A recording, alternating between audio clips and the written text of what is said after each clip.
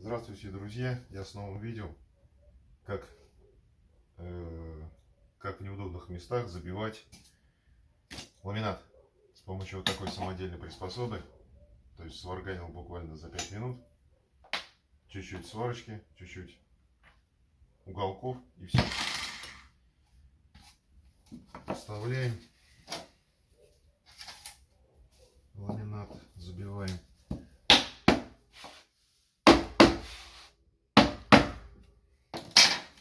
Сами понимаете, была бы кирпичная стена, допустим, было бы легко отсюда отжать, да? А так как здесь гипсокартон, и чтобы вот этот вот замок стыковать, то есть я приспособил как раз вот такую штуку с помощью перфоратора. Может кому-то понадобится. Все, абсолютно моментально, 3 секунды делов, никаких вмятин, ничего нет.